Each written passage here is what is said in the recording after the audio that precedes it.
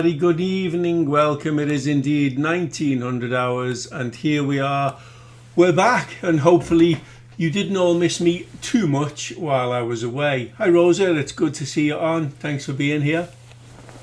Hopefully also nobody blew their accounts in my absence. It's only been a week, so I'm hopeful. Good question came in just before my break. Hi Scott, hi Peter, nice to see you on. Yeah, good question came in just before my break. Good but old. We have covered this before, but there's no harm giving it another look and adding the title to the YouTube video for future searches.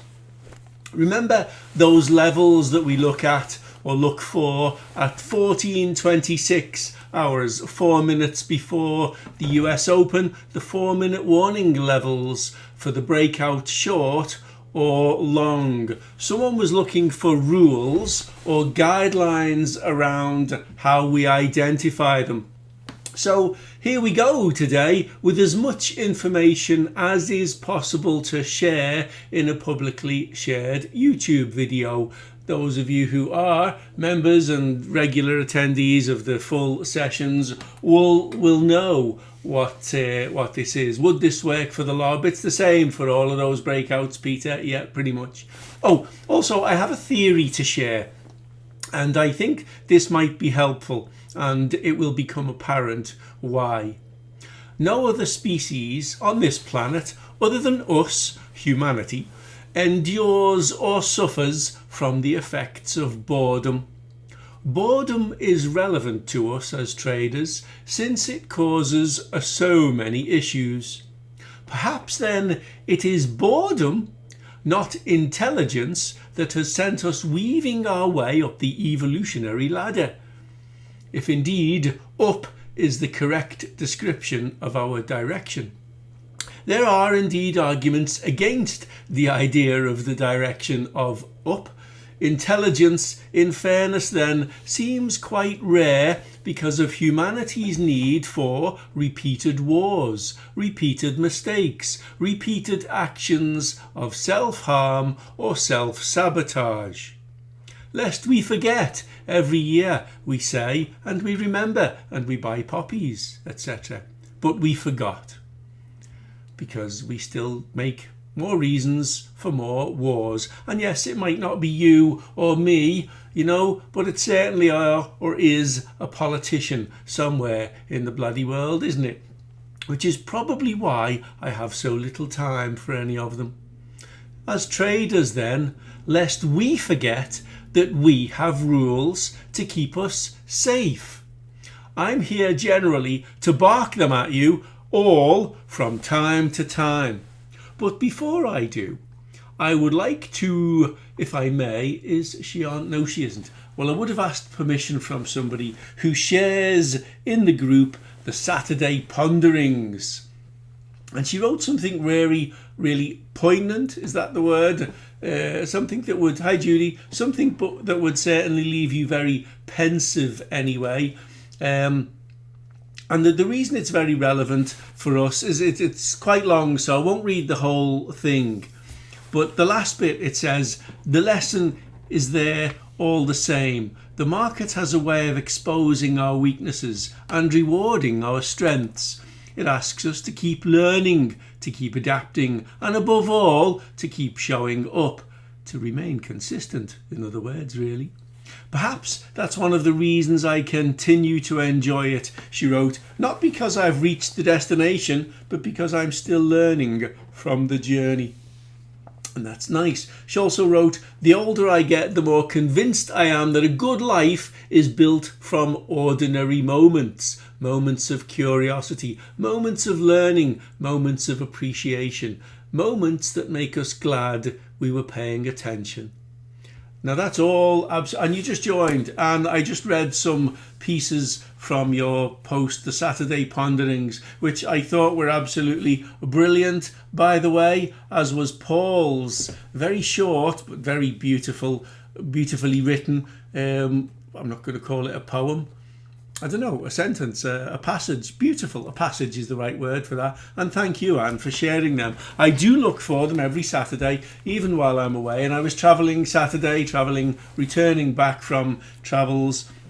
We did the whole London experience, and that's where I get that moments of curiosity, moments of learning, moments of appreciation. It's very relevant to us as traders, because as traders, we can take the moment that we choose. Stacey was on holiday, so we took that week. We did London Centre, did lots of stuff on the trains, just because train's the easiest way to get anywhere to anywhere. We did Central London. We did Platform 9 3/4 because she's big into Harry Potter. We did the Harry Potter world, and we enjoyed it anyway. I won't go into the details, but it really was, when you just make time to enjoy quality time. Well, that's what we did. That's why I didn't work last week. I didn't take a laptop. I didn't attempt to look at a chart, although I have placed 1 or 2 trades today already, and I've made some pips, sort of in line with getting ready for the week that is to come. We are full 3 sessions tomorrow, session Wednesday, 3 sessions Thursday, session Friday. So we've got back to our full on schedule right away, if you like. And I like to look at the charts ahead of getting back into it. I've done that today, so I'm already ready for our stuff tomorrow.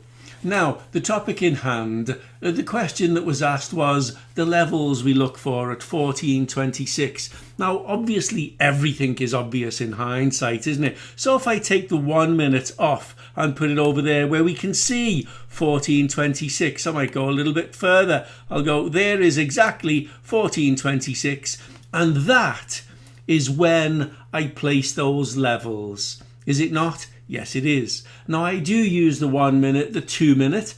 I use the 5 minute, the 15 minutes. I use, as you all know, multiple time frames to place those levels. And normally I would click somewhere on a 2 minute chart and grab a line and drop it somewhere, and clone the line and drop it somewhere else. And I'd have 2 lines ready to drag and to drop ahead of 14.26.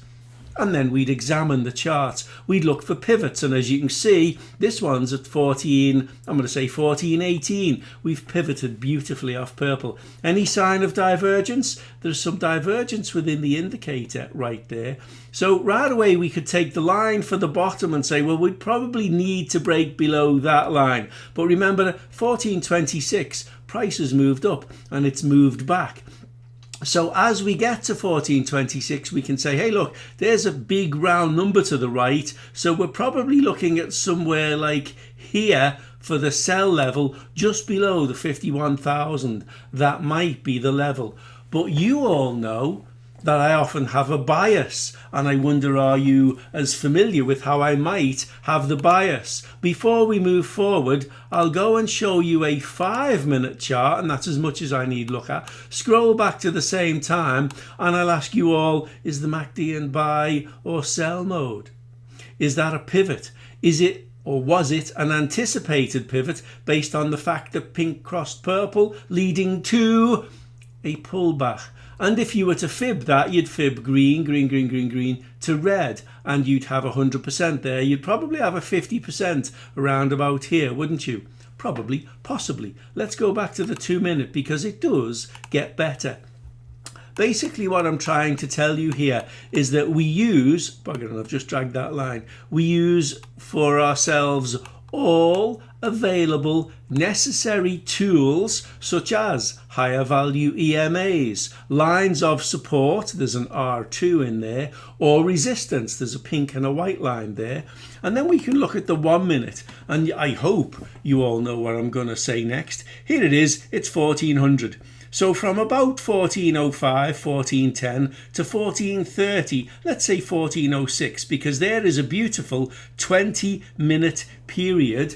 And somebody asked, Peter asked, would this work for the lob? Well, yes, it's exactly the same. You look for the divergence, the rejection of a line, and the reason for a signal. We break through a very big round number right there before 1430, before 1426. But if we have a run of colour, 1, 2, 3, 4, 5, 6 bars, and then a red, you all know what I'm going to say. What does that mean we can do now? What can we do here to best measure and manage what we might expect at the Open? And please bear in mind, we can do this at 1426, 1425, 1424. It's doable by 1424. Is someone going to type me a word? What can I do here? Anyone? A fib. Thank you, Peter. I was just about to bellow. You're all fired. You're all frickin' fired. But Peter saves the day with a fib, and here we go from the bottom, including the wick of the first in the run of colour, to the top, including the wick of the retracement bar. And I think I'm at the top there or thereabouts. There it is, thank you. Yeah, Judy's got an excuse, she's feeding the baby. That's all right, Judy. You're one of 2 people who don't have an excuse. Peter doesn't need one, he wrote the answer. The rest of you, you're all bloody fired. Now, 1426, if we look at 1426 on here, yes, we've got a new low, very close to a big round number. We can populate that. If we look at 1426 here, oh, look, a 51040. Yeah, Robert, you're fired. You should have said fib. You're fired. 51040. We've also got a pink line, and what I might do is ask the chart, where are you, pink line? You're at 51050. Okay then. Anne's dog is asleep on me knee and I couldn't move. To type fib, yeah, all right. So we've got a 40, a 50, and we all know about my beautiful 51060 or 5160 or 52060 or the 60s generally. So we drag him down and we have a look. What value is it, pink? It's at 51047, 048. This bar here puts us up above pink, and we have a reason to think about going long up above pink over there. We missed you, says Judy. Thank you, Judy. I appreciate that. And I should mention, for the recording, there is a laughter face there. So, yeah. So I think the full sentence, Judy, is, we all missed you, James, with every shot so far. And then we can move over here, 1426, 1430. Now, when we drag it into, oh my word, and isn't it beautiful? Here's why it's beautiful. Well, it's not quite, because I'm not quite on the top there. I am now. Am I on the bottom? I'm close enough to on the bottom there. We've got a seriously low test bar, testing the 61.8. We break above the 38.2. And if we looked at all of these light blue lines, they would be first, second, third, fourth, fifth, sixth, seventh, eighth, ninth target. We don't make the ninth target. We come back below the 8th target. And by here, worst case here, because that's an inside bar and we breach it, this is where I would want you out of the trade. It's where I'd be bellowing, lock in, lock in, lock in. But we draw these lines, we place along, that's 1435, am I on 1 minute there? Yeah, 1430, oh, it's that one, 1429, so that's the 1430 bar. We break out above 043, we break out above pink, 51050. Can I ask, is anyone brave enough to unmute and say, or confirm for me that at 1426 and in the run up to 1430, in that 4-minute warning, do I very often say we have a risky entry at a given level and then we have the clean entry at another level? Is anyone prepared to say, yes, I concur? Anyone? Yes, I concur. There you go. Thanks, Anne. Yes, I concur. And Robert, thank you, Robert. Appreciate that. And Judy's typed yes. And I know you've got a baby with you, so we'll excuse you not unmuting. But thanks, Judy. So if we look at this now, we've got absolute reason to go in and go long. It's hopper. It's a hopper on the 2 minutes. It breaks through the levels. It's got a fib on the 2 minutes. It's got It's got a valid fib on the 1 minute. Pink is above purple, and it's, well, white's weaving. We'll give you that white's weaving, but we often expect that approaching the open. And then tally-ho, chaps, we get a risky long and a safe long, about the 51.05 to 60 by 60, you happy campers. And if we look at the run, it's 5 bars, so it's 5 minutes, and it's approximately 200 pips. Yes, there are places that will say, oh, we took 300 pips there, and there are brave and honest people, and I won't say brave, there are honest people like me who will say the break of the inside bar is definitely the place. You can't tolerate holding it any more than that. But not reaching 51.360 would have been a warning. Coming out at 51.3, the big round number. You all know my love of big round numbers and of 60s and of 40s and new other big round numbers. So anywhere between 200 and 250 pips is doable from the US Open on the Dow today. Now, it was a very good question. I won't lie and tell you I remember who asked it. It was asked from the Prosperity Group. We have covered it before, and the bottom line is we are attempting to make use of all available information. So the mode, be it buy mode or sell mode, the trend, then the divergence, the lines or the rejection thereof. We could look at this and say, well, it's rejected the mid-Bollinger Band, and it has, hasn't it? It's rejected the mid-Bollinger Band. It's got a deep test, a break back above, a break above purple, a break above pink, and tally-ho. It's, we could look just at the 1 minute for the fact that it's in buy hopper mode. The fact that it's in buy hopper mode and it's still a hopper, we could look at those things. We could say the same about the 2 minute, although the 2 minute it's in the 14.30. He closed at 32, remember. He opened at 30. You'd want to be in from the open of the bar. But once again, you will all remember that during our sessions, I say if it goes at 14.28, 14.29, it's too early. If you go, it's on you, and I won't blame you, but please be careful. The more experience you've got, the better, and if you lock in a little bit, it's safer. But safety is what we are most looking for. And Eric writes, that was me that asked. This is really helpful. Thanks, Eric. Well, I appreciate your question, and I appreciate you piping up now to tell me it was you that asked. If someone's asked me these questions a dozen times before, it doesn't matter. I appreciate it because, there are new members joining, and when new members join, there's that information that, might be in the old archives, if you like. It won't be accessed by them as quickly and as often as I might like. So when someone asks, in fairness, let's go back. If we cast our minds back, those of you who've been with me for a long, long time, who's here? Well, Anne. And Mary's been here the longest, 2014. Mary's here, I don't know, it's not 20 years yet, is it? It's a lot though, 26, what is that, 12 years or something? Those of you who've been with me a long time, if we look, not quite, says Mary, there you go, you're right. If we looked back at sessions that are old on YouTube, I'd have to admit, for want of a better word, they're shite in comparison to what we're putting up these days. The quality is better. I've slowed down how I speak, so I'm not as excitable or excited in these YouTube sessions, and I think the message is clearer. It's also better because we're getting feedback and input from the members, and I see Paul is on, and I wanted to thank Paul for his Saturday ponderings as well, because both Anne and Paul, you've written beautiful stuff there. I really, really like. I've saved both. I'm not going to lie and say, oh yeah, that's good. I read it and then I forgot about it. I've copied it. I've pasted it into my Word document, and it's there, cast in stone forever for me. All right, perhaps not cast in stone.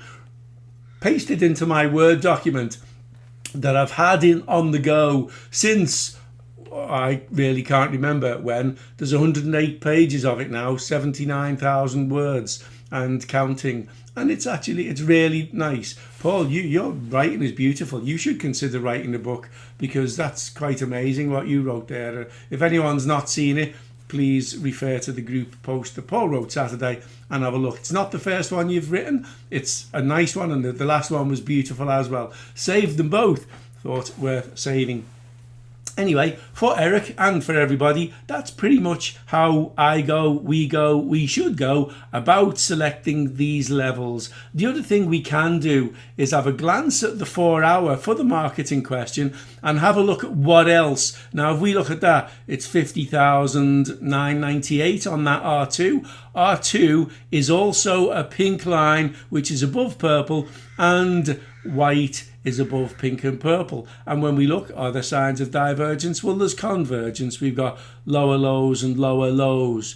If we, we'd have to scroll out to a daily or something to see more, but we can see the makings of what might be a teacup there. This could be the handle. For now, that bar there is the bar we'd be interested in, because he would have been the 1426 bar. And look what he's rejecting, pink and R2. If we go back to this, pink and R2 on the daily, 50,999, we're rejecting it. Remember, 50,998 was the R2 on the 4 hours, so that would be I think we use weekly levels on that.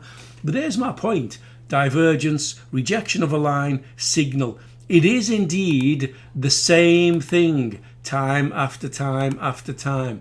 The beauty of the fact that it's the same thing time after time after time is that it's repetitive. Because it's repetitive, it can be learned and practiced and put into practice on a very regular basis, as we have seen and witnessed in our sessions.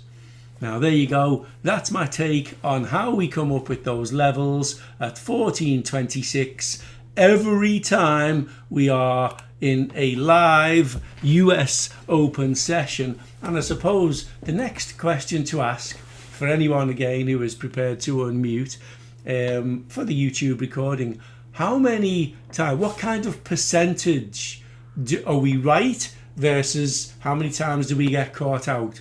Is anyone happy to unmute and say something? Anybody? You're all still minding dogs and babies. Okay. Well, I'm going to say it, and one of you please challenge if I'm wrong. 90%?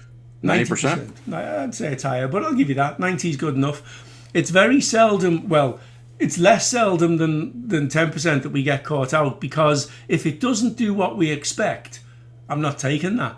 I'm not going to play with it. If it had suddenly broke the fib and fell off the planet, not interested. It's in buy hopper mode. I'm allowed to buy. The 4 hours in buy mode, rejecting a line. I wouldn't have been able to sell that today, but I would have placed an order to buy it. Might have placed 2 at the levels. So we are right to a very high percentage. In fairness, we can't put a 90, an 80, a 100% level on it. We couldn't even put a 50% level on it. But it is much, much, much better than that. And the reason for that is I'm not one of those people who randomly makes up percentages. I would say, though, we do 2 days a week, Tuesday and Thursday, at the US Open. And we generally batter it. Nas and Dow together, we're generally counting pips and smiling lots. And getting ready to go on new holidays and stuff as well. Incidentally, yes, they're already plotting one of those just to make life difficult for me and make my scheduling a problem. It is what it is. Anyway, there you go. We're 23 minutes into the recording. I will sort of wind that down and say thank you all for watching the recording. Oh, is there any questions on setting those levels before I end the recording, and then give you the chance to ask any questions about, the regular strategy? And of course, I'll place something else with those levels then. Any questions? No? Okay. Then I'll end the recording and we can go to the sort of, the better strategy and the proper questions. And I'll say thank you all for watching. Please trade safe, and I'll see you on the next session. Bye-bye.